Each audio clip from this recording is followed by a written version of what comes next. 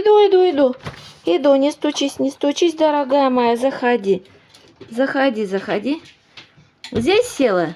А, Сереж, проходи тихонечко, она не напугается. Сергей уже боится напугать. Скажи, я к вам сегодня, скажи, возьму орешки, да побегу. Все, побежала. На березу побежала. Туда сейчас на веточку там села, как раз не видно.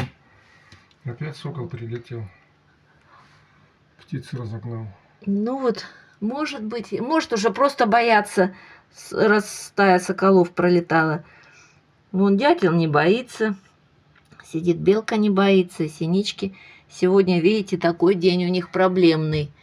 Ну, держитесь, мои хорошие, прячьтесь, раз сегодня такая атака соколов. Ну вот я не успела заснять их. Надеюсь, что сегодня их и не будет. Не хочу их снимать, чтобы...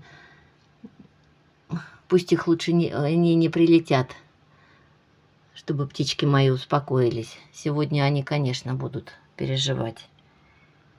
Ну, благо здесь елки, они в елках прячутся. А соколу их не достать в елках.